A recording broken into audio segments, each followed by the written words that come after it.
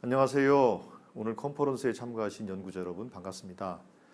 11번째 컨퍼런스 개최를 진심으로 축하드립니다. 우선 제 소개부터 간단히 드리겠습니다. 저는 대한민국 국회의원 조승래라고 합니다. 대한민국 국회의 과학기술정보방송통신위원회에 속해 있고 더불어민주당 간사를 맡고 있습니다. 제 지역구는 대한민국의 중심 대전이고 과학의 도시 유성구입니다.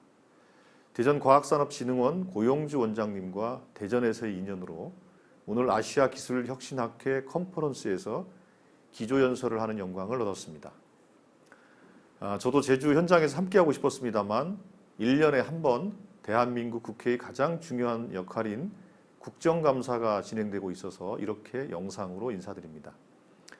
제가 오늘 소개할 주제는 세계 최초 구글 갑질 방지법 입법, 디지털 경제 시대 선진국 대한민국입니다. I am a Korean. 나는 한국인이다. 포트나이트로 유명한 미국 게임 회사 에픽게임즈의 창업자 팀 스위니가 구글 갑질 방지법, 전기통신사업법 개정안이 대한민국 국회 본회의에서 통과되자 올린 트윗입니다.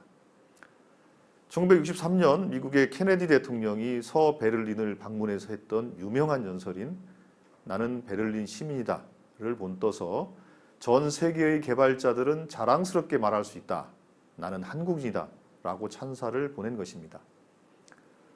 한국 국회의 담대한 리더십은 공정한 앱 생태계를 만들기 위한 싸움에서 기념비적인 발걸음을 남겼다라는 해외 반응도 있었습니다. 한국의 문재인 대통령도 우리가 플랫폼 사업자의 의무를 세계 최초로 법률로 규정한 것은 자부심을 가질 만한 일이다 라며 높이 평가했습니다. 그러면 이제 제가 지난해 9월 대표 발의하고 1년 동안 논의를 주도적으로 이끌었던 전기통신사업법, 이른바 구글 갑질 방지법에 대해서 소개하겠습니다. 구글 갑질 방지법은 작년 구글이 자사의 앱마켓 플레이스토어에 입점한 앱 개발사에게 자사의 결제 시스템, 인앱 결제를 강제로 적용하겠다는 정책을 발표하면서부터 시작됐습니다. 구글의 결제 시스템만 이용하도록 함으로써 앱 내에서 발생하는 모든 거래에 30%의 수수료를 부과하려는 것이었습니다. 곧바로 전 세계의 앱 개발자들과 콘텐츠 제작자들은 반발했습니다. 대한민국 국회에서도 이런 의견들을 받아서 입법 움직임을 시작한 것입니다. 통과된 법의 주요 내용은 이렇습니다. 플랫폼인 앱마켓 사업자가 우월한 지위를 이용해 행하는 일방적인 갑질 행위를 금지하고 앱마켓을 이용하는 이용자와 개발사를 보호하려는 것입니다. 구체적으로 세 가지의 금지 행위를 새롭게 규정했습니다. 첫 번째로는 가장 핵심적인 내용인 앱마켓이 자사의 결제 시스템만 쓰도록 강요하는 행위를 금지했습니다. 또한 앱마켓이 앱을 일방적으로 삭제하거나 심사를 지연하는 행위도 금지 행위에 포함했습니다. 모바일 생태계를 장악한 앱마켓이 이러한 행위들을 통해서 앱 개발사들의 고율의 수수료를 부과하고 앱을 삭제하거나 심사를 지연하면서 앱 개발사를 플랫폼에 종속시킨다는 지적이 있었기 때문입니다.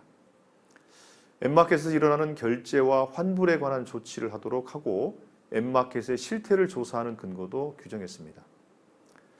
이를 통해서 스티브 잡스와 레리 페이지가 아주 허름한 착오에서 애플과 구글을 창업해서 시가총액 2,800조 원, 1,100조 원에 달하는 빅테크 기업을 만들었듯이 후속 개발자들도 이러한 기회와 도전을 누릴 수 있도록 개방적이고 공정한 생태계를 유지할 수 있게 되었습니다.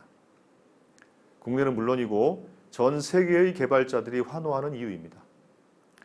이 법을 논의하면서 경험했던 결정적인 순간 세 가지를 간단히 소개해 볼까 합니다.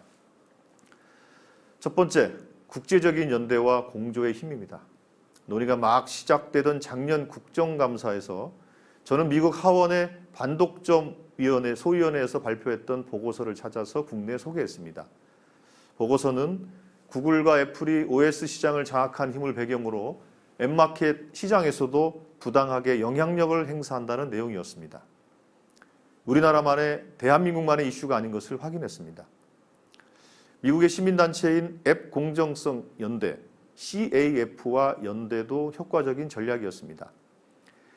미국의 애리조나주에서 논의를 주도했던 레지나 콥 법사위원장, CAF 임원 등과 온라인 컨퍼런스를 열어서 공감대를 형성했고 통상 마찰 우려도 해소했습니다.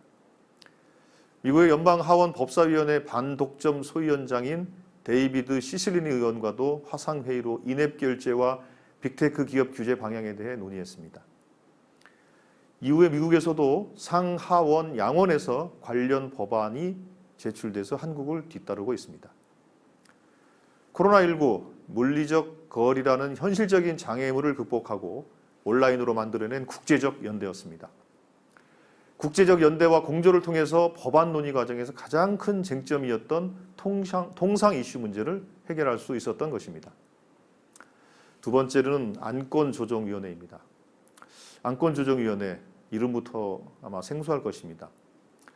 대한민국 국회에서도 이런 절차를 실제로 실행한 것이 몇 년 되지 않았습니다. 안건조정위원회는 집중적으로 논의가 필요한 법안에 대해서 여야 6명으로 구성된 별도의 테이블을 만들어서 그 법안만 핵심적으로 토론하는 위원회입니다. 구글 갑질 방지법 논의가 통상 마찰 이슈, 중복 규제 문제, 집중적인 로비 등의 이유로 지지부진하게 흘러갈 때 안건조정위원회 구성을 제안했고 바로 실행에 옮겼습니다.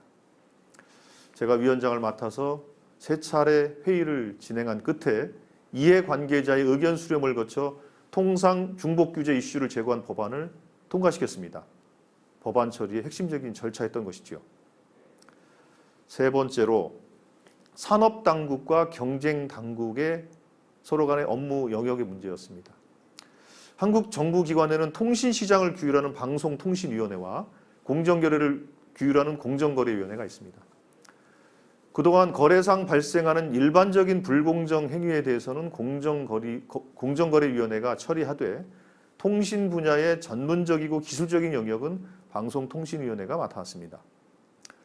구글의 인앱 결제 강제 정책은 통신과 공정거래 영역이 중첩된 이슈입니다.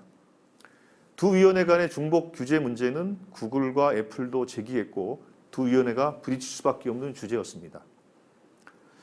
방통위와 공정위 양측을 여러 번 만나서 의견을 조율했고 두 위원회의 양보를 받아서 합의를 이끌어냈습니다.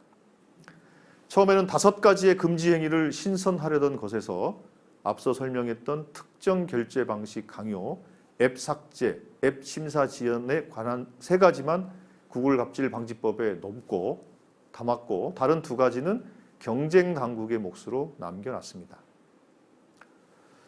마지막으로 2021년 8월 31일 저녁 국회 본회의에서 전기통신사업법 일부 개정 법률안, 일명 구글 갑질 방지법에 대한 제안 설명을 소개하며 오늘의 기조연설을 마무리하도록 하겠습니다. 선배 동료원 여러분, 오늘 전 세계는 대한민국 국회를 주목하고 있습니다. 빅테크 기업에 대한 규제를 대한민국이 제일 먼저 시작합니다. 대한민국이 ICT 강대국일 뿐만 아니라 ICT 정책에 있어서도 강국임을 보여주십시오. 아시아기술혁신학회에서 진행하는 이번 컨퍼런스에서 회원 여러분들 아주 뜻깊은 토론이 진행되시기를 기대하겠습니다. 저도 아시아기술혁신학회와 함께 기술혁신의 미래에 대해서 늘 고민해 나가도록 하겠습니다. 좋은 시간 부탁드리겠습니다. 고맙습니다.